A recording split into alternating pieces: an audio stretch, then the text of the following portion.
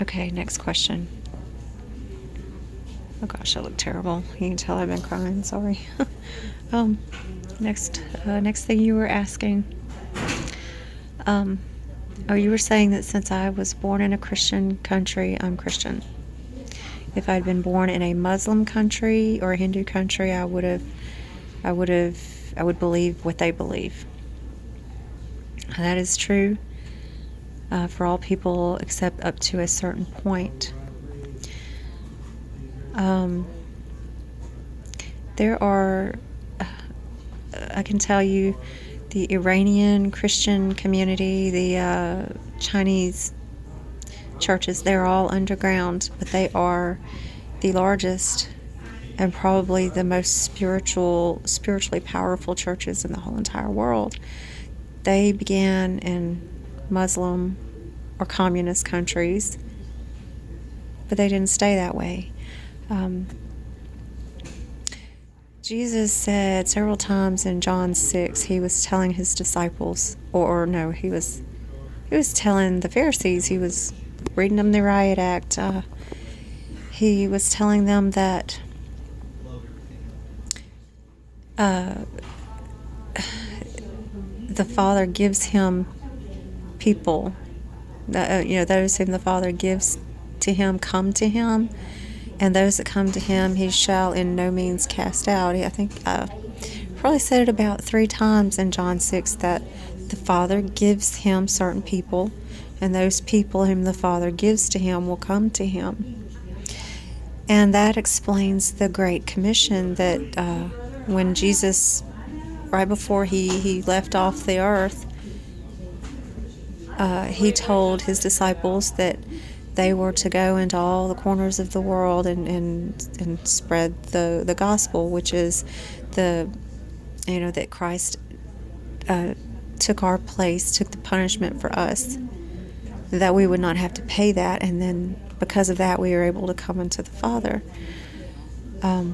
which I'll talk about later. But God gives Jesus certain people, and then Jesus assigned Christians to go out into the world to spread the good news or the gospel. And when those people whom God gave to Jesus hear the news, they will come to Jesus. It's not up to anyone to try to convince anyone to be Christians. It's when those people whom God gave to Jesus, when what we tell them about Christ's sacrifice resonates with them, then they will come. No reason to try to convince anybody anything. And that brings me to, there are so many people, if somebody is not called to the Lord, then they will hear the gospel and they will not think anything else about it. But there are so many people whom God has called to Jesus that the enemy has stood in their way, has come against them and created situations in their life that they become angry at God. And they wrestle with God. They ask questions. They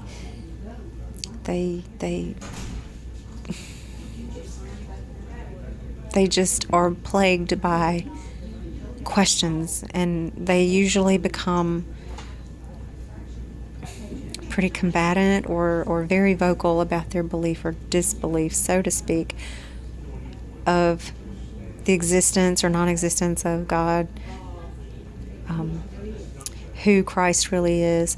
There's a whole plethora of things that people who are being called to God struggle with.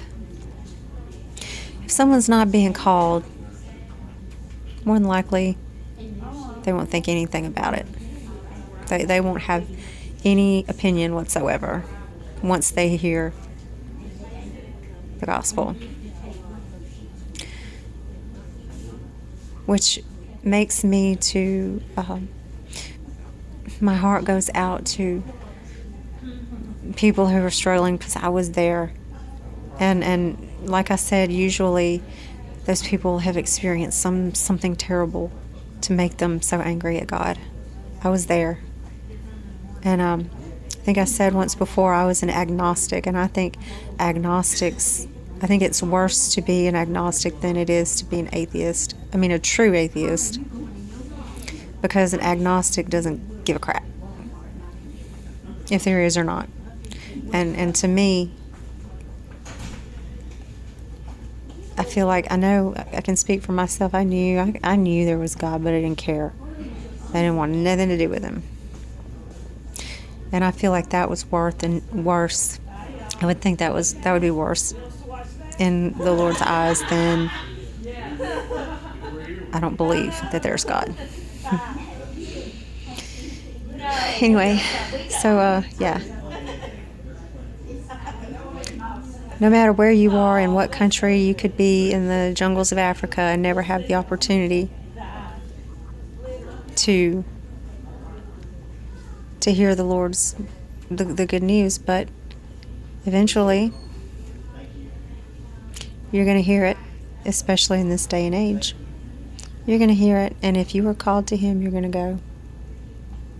And there's something completely different that I would like to talk about, those people who haven't heard the gospel.